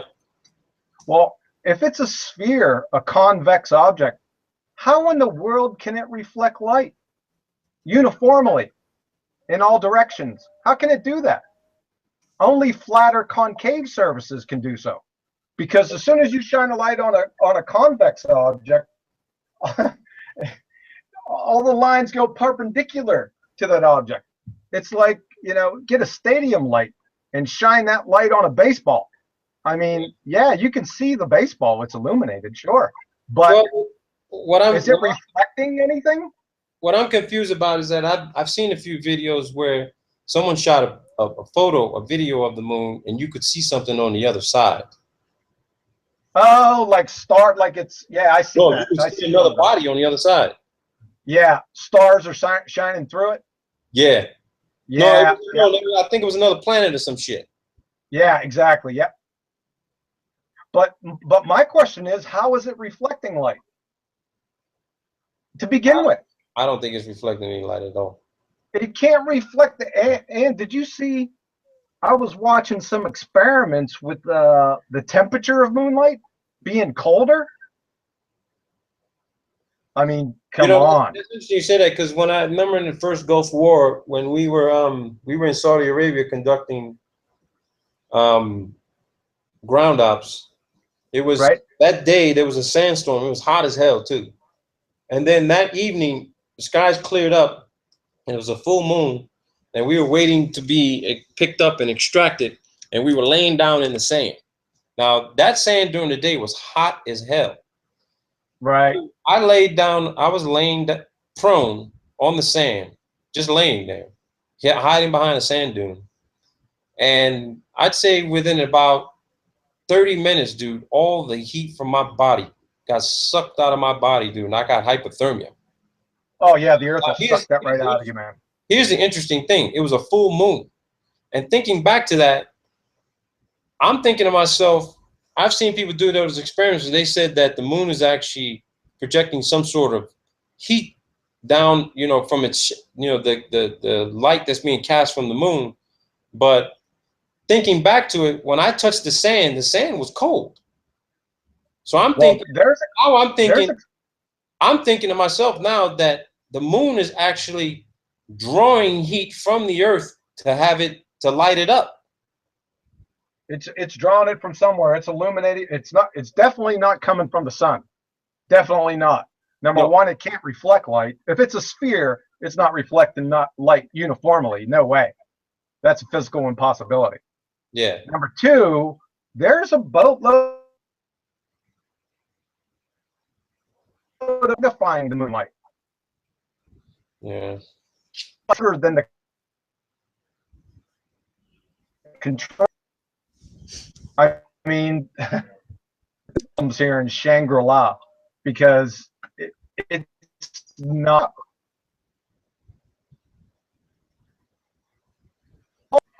I don't know. Like I told you, I wouldn't believe them if they told me the air pressure in their tires. I'm at that point right now. I don't really trust what anybody says. They're gonna have. I'm in Missouri. They're gonna have to show me, and they better test it. I want to see the test. We're talking science, right? Yeah. I want to see the hypotheses. I want to see the experiments, and I want them to highlight the independent variable that they're using. I don't want to see independent variables of eyelids in their imagination. So that's where we're at. I don't trust them. I don't trust anything they say because everything is either scientifically or logically unsound or a direct contradiction to another, like you were saying, to already established known scientific principles or laws. So it's Shangri-La, Robert. I know since I've been in class, I've just been trying to figure something out, man, with regard to why people claim they've seen things, you know, meteors and shit falling out of the sky. And then I'm looking at some of these rocket failure videos where literally, when you look at them really close, especially the older ones, you know, there are people who are going to say, well, yeah, there were some systems failures. Maybe the chemical composition was not right. The rocket maybe wasn't, you know, stable enough. But when you look at enough of those videos, those rockets are hitting something. Oh, I think I know what you're talking about. It looks like, I'm dead serious. I looked at one really close, and it looked like it hit, the nose of it hit something, and then it immediately started to take a downward turn back to the earth. And of course, you know, it hit something, so it exploded up in the sky. Right. But every rocket failure launch I've ever seen where they've gotten to altitude, they don't show you the telemetry data. There are a few that show you the telemetry data, but they're hitting something. Yeah. Well, they're hitting something. I just don't know what it is, man. I don't know. For the life of me, I don't know what it is. Well, where's that telemetry data coming from? That's the first question. Well, the telemetry data is all software based, man. You can fake that. You can fake that. You can fake it. Yeah. Oh, easy. And I showed the NASA software vault, and they actually allow you to download the software for free to show you how to do it. It's just a simulation. And I don't know if anybody's seen this. My last video where I showed that little video collage slideshow of, dude, they got a damn hot air balloon, literally life size. It's literally a space shuttle. It's a space shuttle. Out of a balloon? A balloon. Yeah. I bullshit you not. It's a space shuttle, dude. Let me see if I can find the damn thing. Hold on. Okay. It's funny as hell, too. It's funny as hell, dude. Hang on for a second. Because I put it up in a slideshow. I was gonna dedicate it to somebody because somebody had said that, yeah, that's a Who's to say that the space shuttle is, because they make you watch from a distance, it's not a balloon? Let's see if I can find it. Oh yeah, I got it. Here you go. I'm gonna do the share screen for everybody. And if the real Jerry was looking, I want him to see this shit too, because he gonna laugh his ass off. I was hoping he had saw it. Who's I laughed, Jaron? when I saw it, I was laughing my ass off. I was like, oh shit, Jerry may be right. Well, didn't you ban him? Huh? Didn't you ban him?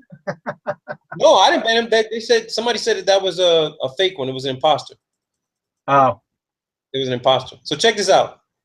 all right. Look at this, dude. It's a balloon. No way. It's a balloon, dude. I bullshit. Look at the gondola below it. Look at the gondola.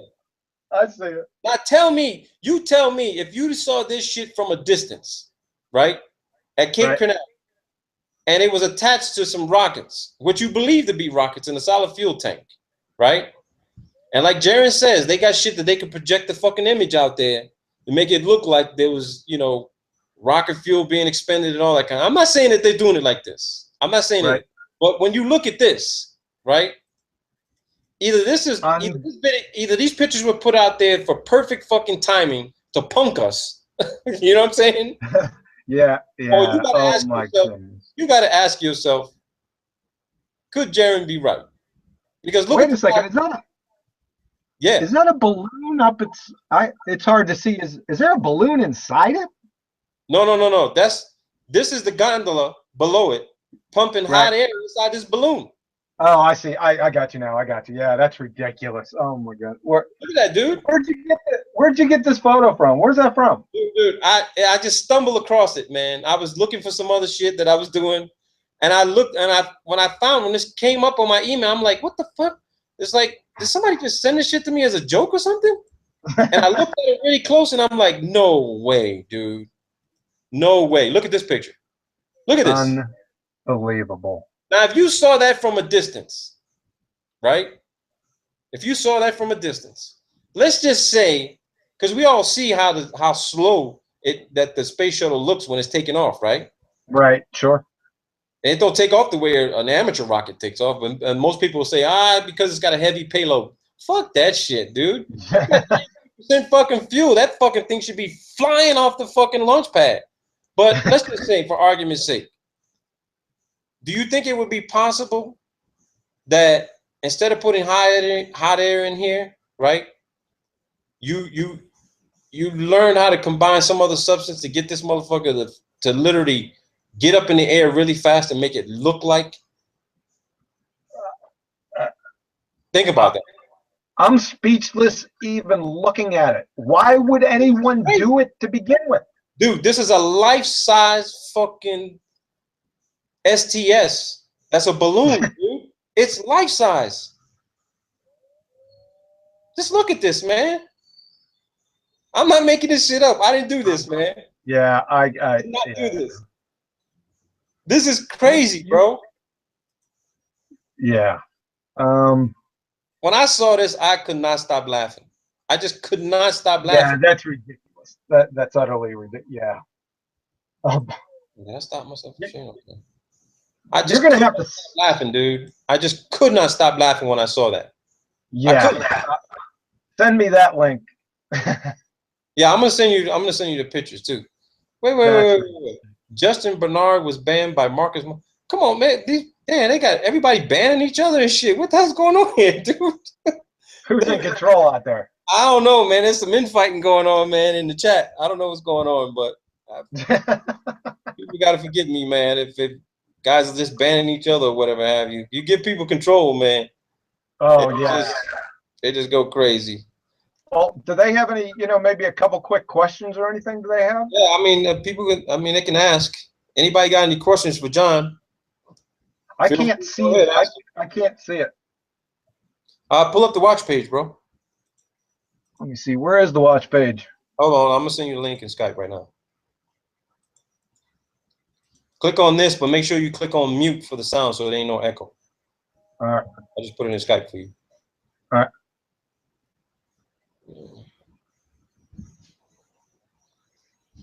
Yeah, if anybody's got any questions for John, feel free to ask. But the spammers here are all sent by NASA. Hutchinson effect. Awesome. Thanks, Rock. That was the real Justin. Oh shit, the real Justin got banned. Oh shit. Uh-oh. Uh-oh. Farouk Ali, my brother Farouk. Salam Farouk. Martin's out there.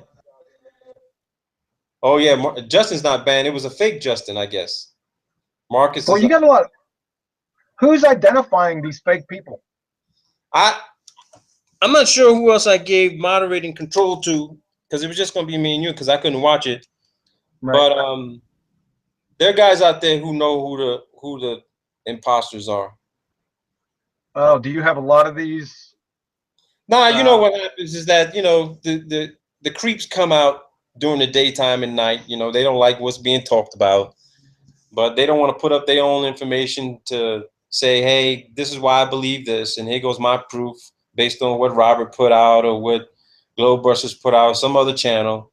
And, you know, they ain't got nothing better to do. I figured we do it this time of day, they would be all at lunch and shit. But I guess, you know, it's fucking, what, almost 2 o'clock where I'm at. Some of these motherfuckers don't go to sleep. They're waiting for, they're like ninjas, man. They're in the darkness, man. Justin said it's the worst trolling he's ever seen. Wow. Yeah, dude. Which means that what's up, Robert? Some guy is trolling you live. Oh, they said somebody's trolling me live. I don't even know who it is. I don't care. Whoever it is. Yeah, they'll say how many 10 miles does it take to change a light bulb. Oh, well, dude, they're going crazy. Anybody got any questions for John? Feel free, ask. How many people were in there, Robert? Wait. I don't know actually. Let me see. Hold on. I'll tell you. Dude, 190 people. 190 people are viewing. I don't know how many are in chat. Hey, I seen that question. Have you ever heard of the Hattybow? Hattybow? Hattybow. What is that? Can I email? I never heard of it. Yeah, email me something, Tony Bell. I'm gonna shoot my email address to you. Anybody's got anything to email me? Shoot me an email. I don't care. I seen a couple. I seen a couple. Electric Universe. Hey, Bob from Globebusters want to know where you're located. Like, are you in the United States or? Yeah, I'm in the U.S. I'm in Missouri. He's in Missouri, Bobby. China space station. Did you hear what happened to the China? Yeah, Justin had someone on this show said that the China's actually worried about their space station falling back down or some shit. Is that true? Falling back down from what? They supposedly got something up there, and they're worried about it staying up there. It's not in the vacuum of space. I can tell you that. There is no vacuum. I don't hear them talking about it. Oh yeah, what's your thoughts on the Electric Universe? I think some of the points that they make are actually quite valid. Look up this Hattie thing. I don't know what's this Hattybow. I never heard of this before. Hattybow. No, I've never heard of that. Hattybow decode. Kill the messenger. Moon mysteries. Is our moon an illusion? Oh, I guess it has something to do with the moon.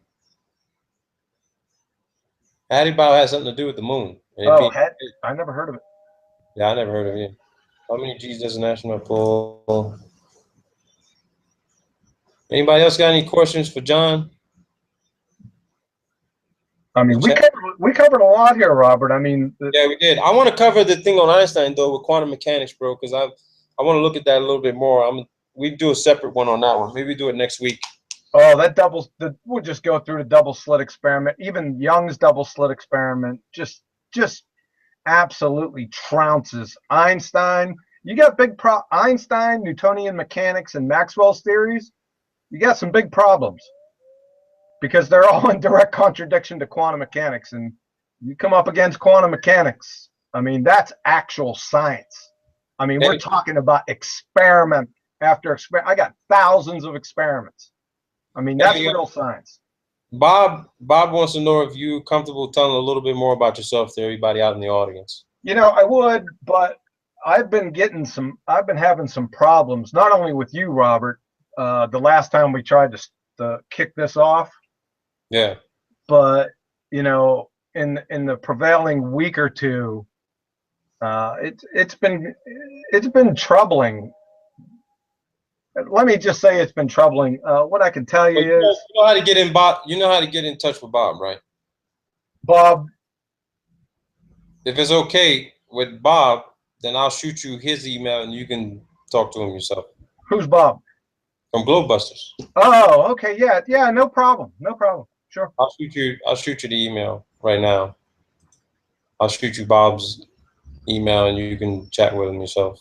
You're gonna throw it to me over Skype or No. I'm gonna shoot it to you via email. email? Okay. Yeah. Yeah, that's no problem. Sure. I can talk. I really want Robert's thought about. Oh, they keep on talking about Haiti Bao. Oh, the Russian researcher? I never heard that term before. Yeah, I never heard of it either. And Robert, you said you were starting to get into some of the quantum mechanics, some of the experiments in your schoolwork. Yeah, I mean because it's all online. There's a website for University of Colorado, where they everything that we're doing, and I'm going to show it to everybody too. Okay. We're doing everything through virtual experimentation. Hey, Robert, can you do me a favor? I want to show you something on YouTube. One here. Wait one. Okay. See if you can pull up. Give me a second. I just sent you Bob's contact data. Bob, check your email right now. You got John's email. You guys go ahead and communicate. Yeah, let me see if I can pull up that. See if you could. 1 second. See if you could pull up the key experiments in wave particle duality. Quantum Mechanics 1, the key experiments in wave particle duality from Yale. Okay, hang on. See if you could type that in real quick and pull that up. The key experiments And wave particle duality. Wave particle duality. With who? What university? It's a Professor Ramamotori Shankar from physics. Oh, I'm sorry, from Yale. Yale. Okay. Got it. There's about don't quote me, there's about 4 in the series. Robert, start right there, and there you go. He's going to lay it all out for you. You want to play that now or on the next show? Yeah, it's kind of long. The show, the blocks of instructions are over an hour for those. Okay. This is just for you or whoever wants to pull them up. They are, if you want to get into quantum mechanics and try to understand it. In my travels, I haven't found any better. Okay. He breaks it down for you. Now, there's a lot of formalism that might bore you to tears, but the concepts, I'll tell you what, you're going to be shaking your head walking away. That's how. I mean, they're really well put together. Obviously, this guy knows what he's talking about. I found a couple mistakes in what he was saying, but they are few and mainly conceptual. But he's on the mark. It's just for you or whoever wants to go ahead and pull them up. I think there's 4 or 5 in the series.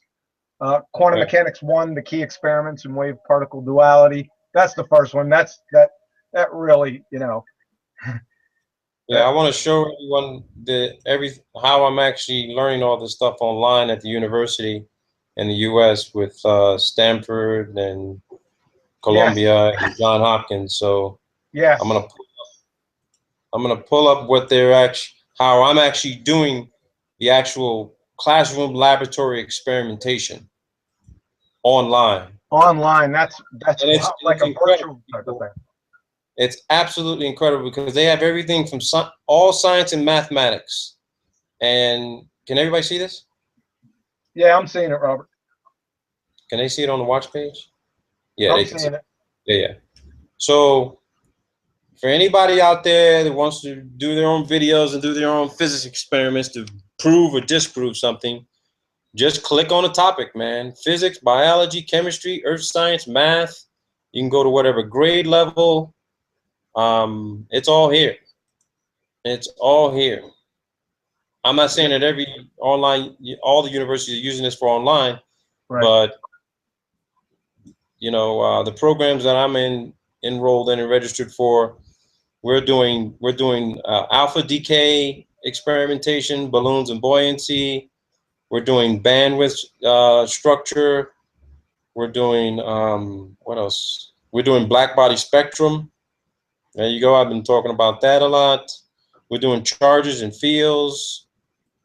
We're doing what else are we doing? We're doing light stuff too. We're doing density, all right, where you can actually change the density of a particular item and see what happens to it as you change its density. We're doing energy forms and changes. We're doing Faraday's electromagnetic lab, Faraday's law. We're doing fluid pressure and flow. We're doing gas properties. Here goes gravity and orbits, geometric optics, generators. What else are we doing? This one's interesting, the lunar lander. I've been playing around with this, dude. I crashed this thing like 3 times. I'm like, okay, forget it. You can't land on the moon. I crashed it 2 times. I was like, you can't land on the moon, bro. Forget it. So then they have magnetics and compasses. You can do all these are all real virtual experiments that you would do if you were at a brick and mortar on campus, going to do these experiments in person. They didn't have these when I was in university, Robert. So they have my solar system. You can create, what you believe the solar system looks like and how it would function. This is a good one here. I've used this before. Where they got Ohm's law, nuclear fission. You can do those. Quantum bound states. It's right. You can download all of this, man. That's pretty cool, Robert. Wave interference, torques, stretching DNA. So I'm gonna put this out in the chat for everybody so they can have it. If they ever want to get involved and doing this stuff. Hey, did you put the key experiments, the wave particle duality out there for those guys? Yeah, let me do that right now. Let me do it. Yeah, you might need to watch it like 2,500 times, but it's well worth it. Yeah, I'm gonna definitely watch it. Well, I'm looking at the comments. I don't see a whole lot of questions. No. Yeah, Bob should have your email by now, so you two can communicate. I think I got something. Hold on 1 second, Bob from Glowbusters. So Yeah. it's not, did you send me his email or? Yeah, his emails. I copied him in the email. Oh, so he can contact. I see what you're saying. Yeah. Yeah, he can contact me. That's no problem. Let me hang on. Okay. I sent him a blank email. And he's like, "You send me a blank email." I copied you in it. Hold on.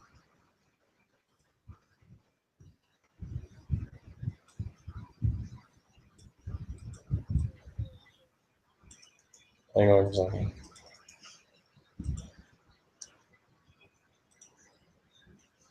Okay. I had to send him another one. Yeah. And Anthony says, I've been trying to share this in the chat. What is it that he wanted to share? It's a 7 megabyte picture. Please tell me you ain't. What the hell? It's the actual balloon, space shuttle balloon. I don't know what this picture is. He's trying to. What is this? Oh, hell no, dude. What he sent me was supposed to be a picture of one of the modules that I guess was resupplying the ISS, and below that was a photo forensic of what it's supposed to look like. Right, dude, it's totally fucking fake. Oh, that doesn't surprise me. Oh, doesn't surprise me at all. it's totally fake. Let me see if I can share it with everybody so they can see it. Totally fake, dude. I'm not surprised about that either. Which means that SpaceX, they all involved in the shit. So here's the picture that Anthony Bell was trying to share with everybody. Let me see if I can blow it up here.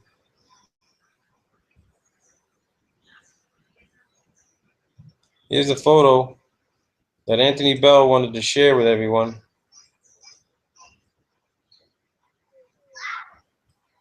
Here it is, people. That's supposed to be the Dragon module or something like that. Damn, it just got real huge on me just now. My computer.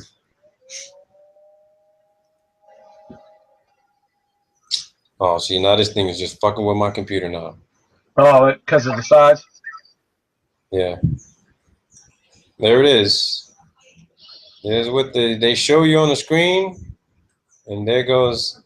Damn, Anthony, I can see you in the background, dude. He took a picture of it. Look, there he goes back there. Sorry about that, Anthony. And there goes the picture. Hey, Robert, give me a minute. I'll be right back. All right, you got it, bro.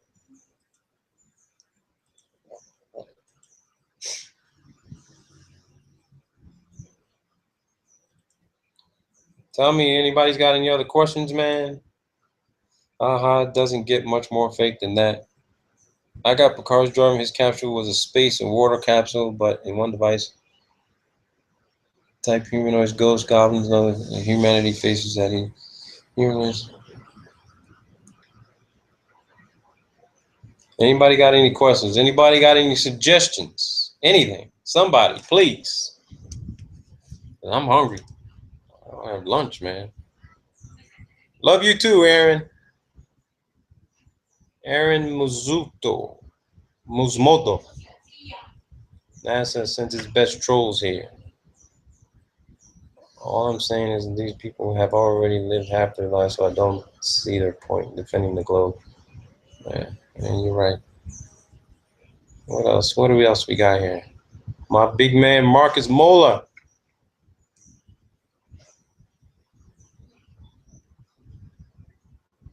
Anthony Bell. I got 230 million. Let's see here. Check this out.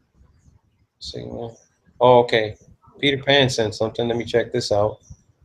All right, Robert, I'm back. The Sage Sigma Blogspot. I got to check that out. Peter Pan sent that. Justin says, Sputnik News. Heavily Palace fall. Oh, okay. Talking about the Chinese. Chinese space station is supposed to be coming. They worried about it coming down.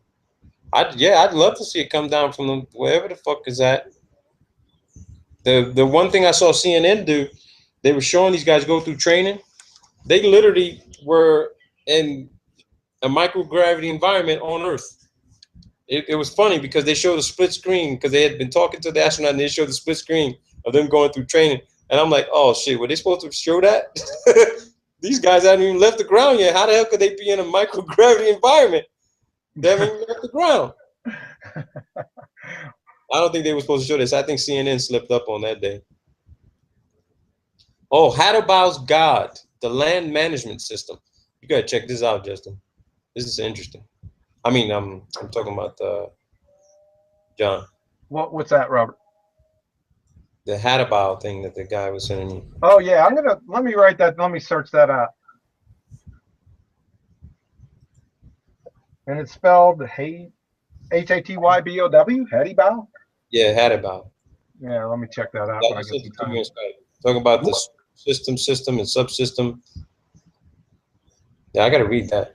What is it? I'm just running over it right now. Oh, okay. So listen, I gotta shut this down. I gotta get something to eat. It's been fun. We're gonna do this again next week, John. Yeah, no problem. I'm not trying to telegraph my stuff, so because I don't want to be shut down. So yeah, that last. You and I set it up offline sometime. And if anybody else is interested in being on the panel, Bob, If you want to be in on it, I'll send you an email letting you know when we're going to do it. We'll communicate. Or Bob may want you on their thing. I think he does something on Sunday or Monday. I'm not sure. And he's got my contact information. Yeah, he's got your contact, so you might probably do something with them on Sunday or something like that. So hook up with him. All right. Hey, no problem, Robert. All right, people. It's been fun. And